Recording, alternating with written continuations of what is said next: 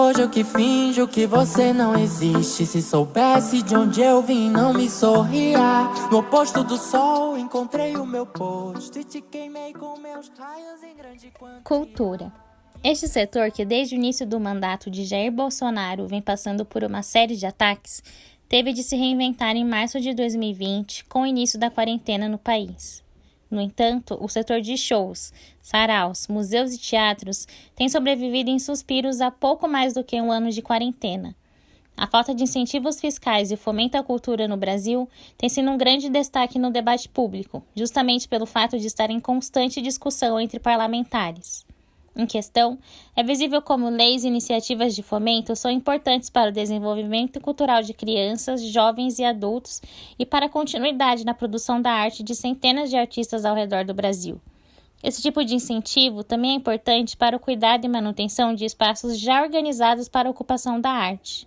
Em dezembro de 2015, na cidade de São Paulo, o Museu da Língua Portuguesa entrou em chamas, de forma que só pôde ser reaberto após um longo período de reconstrução, em julho de 2021.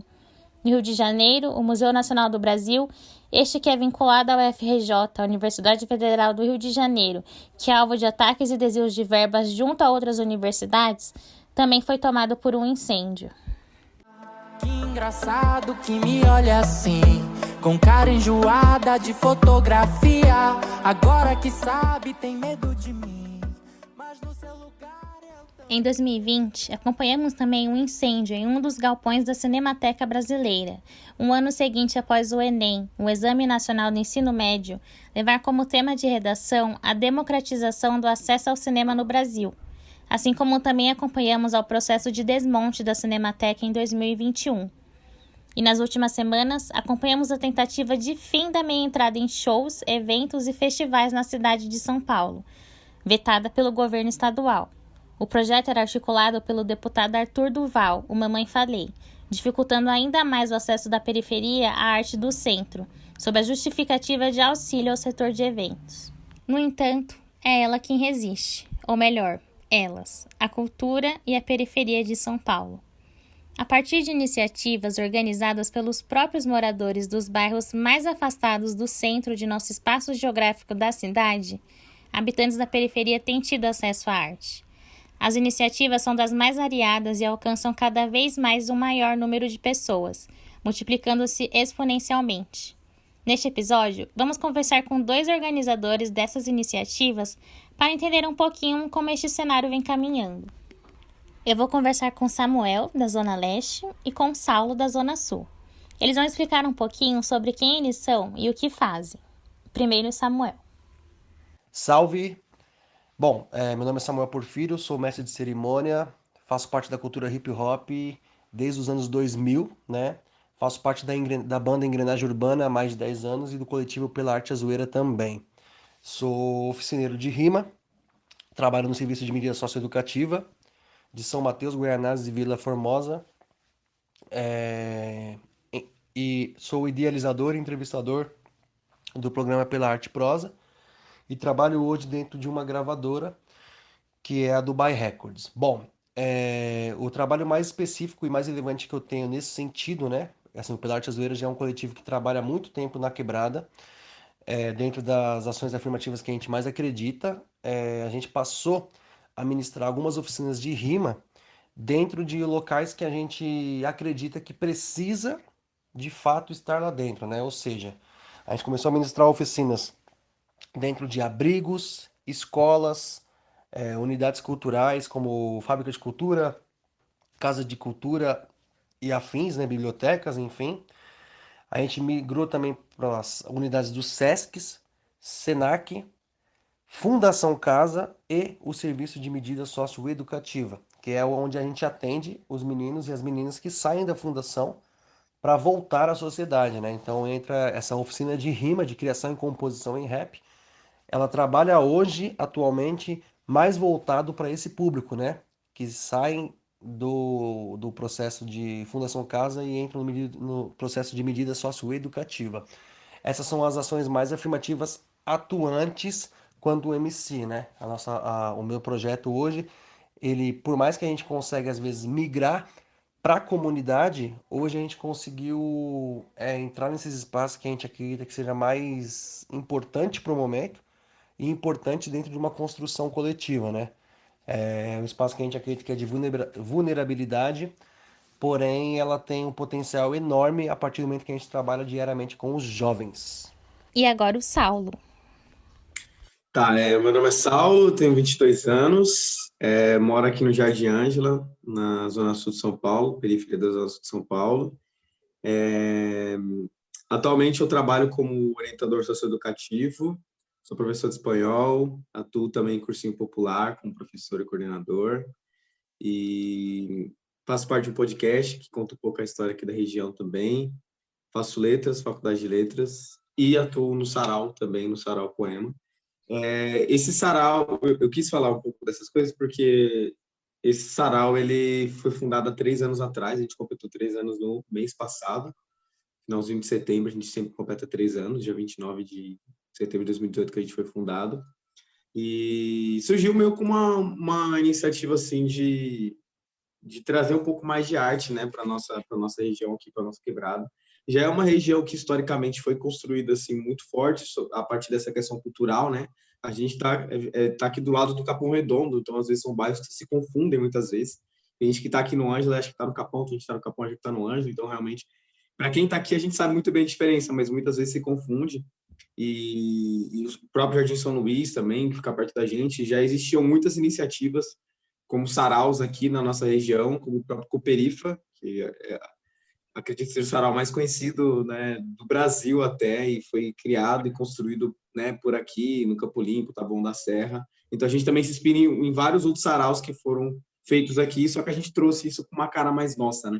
Então a gente tem muito uma ideia de trazer arte, principalmente a poesia marginal, como uma forma aí de criar identidade, trazer identidade para a gente que mora aqui, por uma questão periférica, principalmente, mas também por uma questão de gênero, racial, recorte de território também, que para a gente é muito importante, porque nessa brincadeira de a gente falar sobre essa questão do capão se confundir, muitas vezes é confundido de uma maneira que nem sempre é desejável, né? Tipo assim, a gente quer que o Jardim Ângela seja reconhecido como Jardim Ângela, como as coisas que se produzem aqui, né? Então é muito uma questão também de valorizar a nossa própria quebrada, né? Eu vou pra essa cidade, pra perto do tal do ego bom. Adeus, adeus, céu azul. Não rasga a pele. A cidade de São Paulo é a capital multicultural do Brasil. Centenas de artistas das outras 4 regiões do país chegam à cidade com o sonho de trilhar uma carreira de sucesso com as oportunidades oferecidas aqui. No entanto, por diversas razões, às vezes essas oportunidades não chegam sequer aos próprios habitantes da capital. Na eleição do ano passado, em 2020, apenas 2 de 13 candidatos à Prefeitura de São Paulo apresentaram projetos para fomentar o setor cultural na periferia. Guilherme Boulos, do PSOL, e Gilmar Tato, do PT. Ainda assim, São Paulo possui alguns programas que destinam uma pequena verba do orçamento da cidade ao fomento do setor cultural. Um dos mais conhecidos é o Programa de Valorização de Iniciativas Culturais, o VAI. Esse tipo de programa é muito importante para projetos realizados nas periferias. Não só porque destina uma verba em que essas iniciativas geralmente não têm, mas porque esse tipo de incentivo ajuda milhares de jovens que veem na arte uma peça-chave para construir um futuro como artista. Esse tipo de edital é importante e uma conquista para as iniciativas, como comenta o Samuel. Quanto ao incentivo e ao investimento, né, é sempre válido, né? A gente, muito tempo que não pega um edital, e a gente sabe que com um edital, muitos dos projetos que a gente pensa voltado para a comunidade ou para os artistas locais, ele é freado por conta de não ter ali esse apoio financeiro público, né? Então, assim, essa demanda, que é uma demanda que tem custo e tem gastos muito alto, né, para músicos independentes, para artistas independentes, quando se tem um edital voltado, ele é incrivelmente eficaz, né, porque dá a oportunidade de criar uma economia solidária entre os projetos, de criar uma forma de sustentabilidade também, além do impulsionamento, né? Então, assim, quando vem um dinheiro privado dentro de um investimento de projetos que já têm um histórico, que já tem uma dinâmica e uma demanda de luta, ele acaba sendo mais do que importante, porque ele de fato ele atesta que aqueles projetos eles acabam acontecendo ali de forma muitas vezes improvisada, porém, quando vem esse subsídio, ele mostra o quanto de qualidade profissional e criativa tem nesses projetos. Então,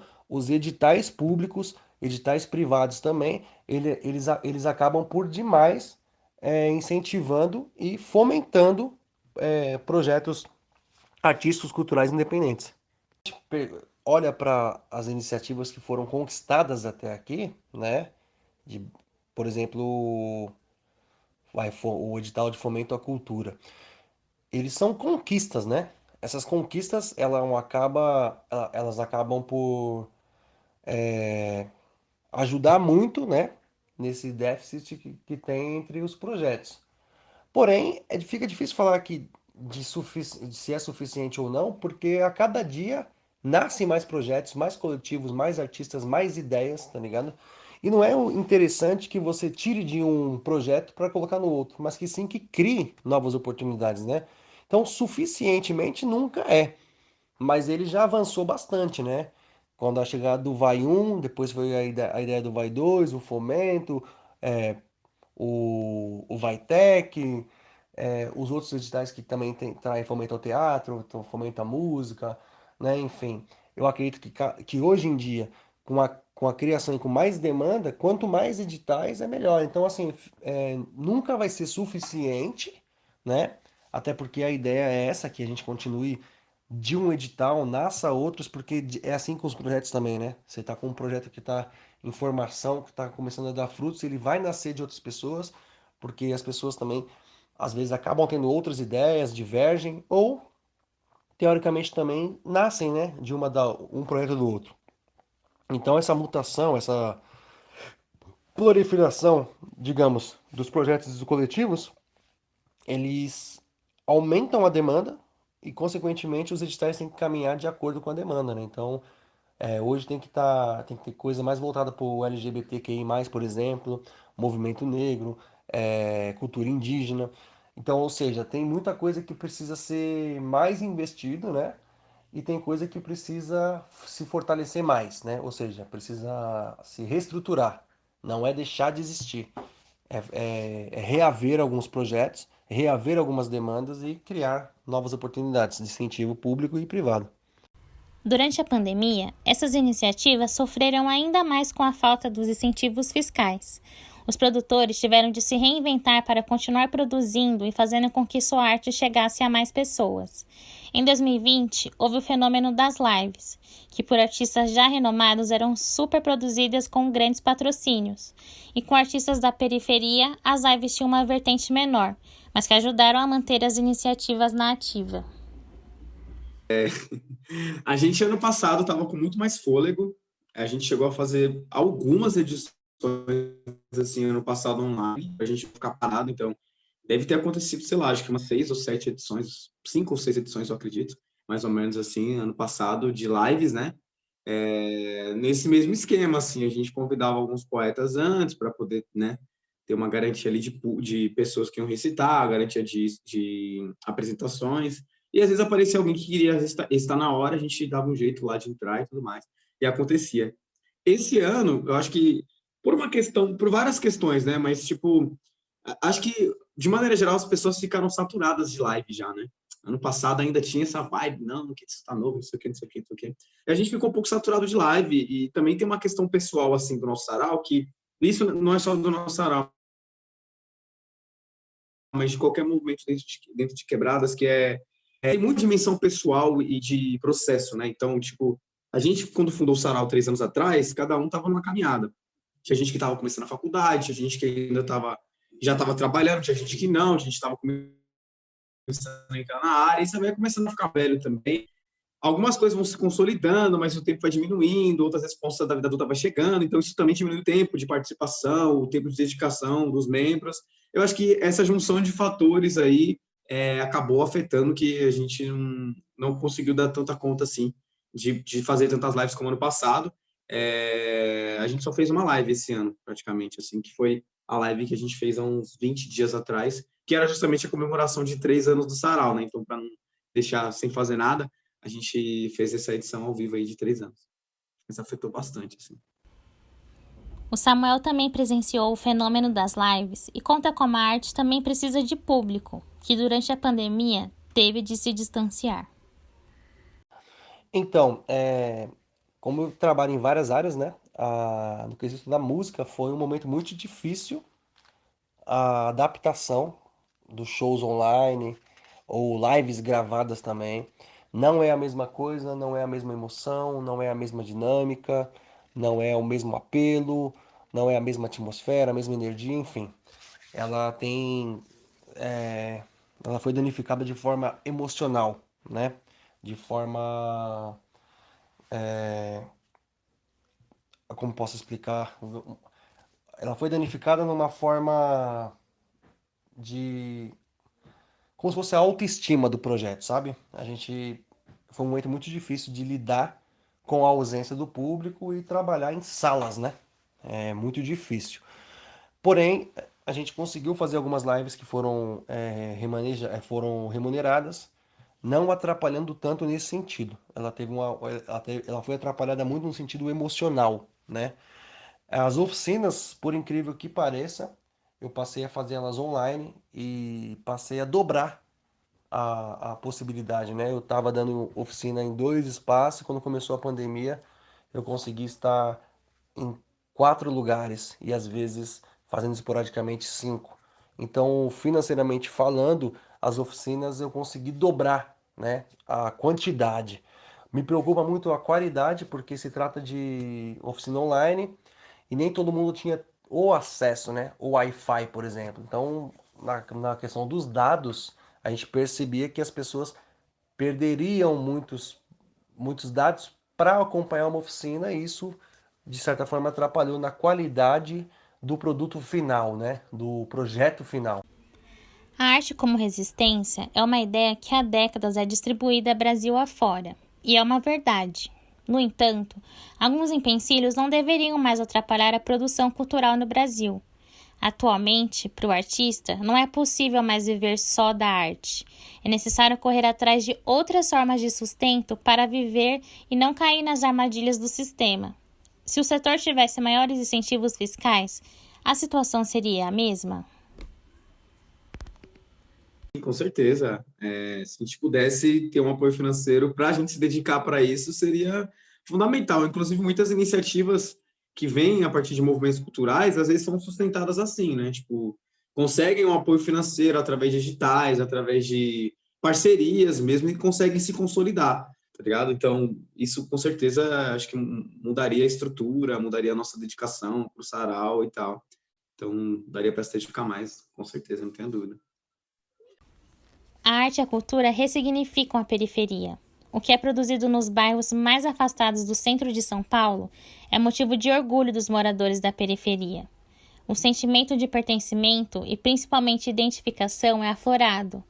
Ver-se representado pelos seus é um sentimento poderoso, que faz essas pessoas entenderem que podem ir além do que lhe é posto como fato, e assim mudarem não só o cenário cultural da periferia, mas sua conjuntura social e política.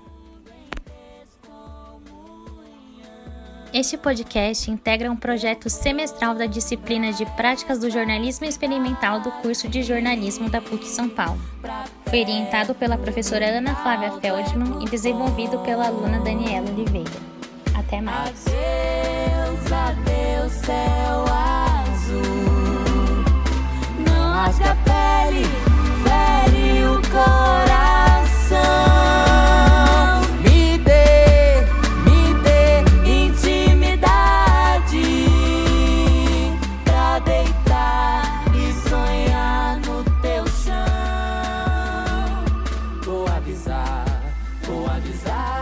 Cachorros da rua que a minha ferida crua é melhor não lamber.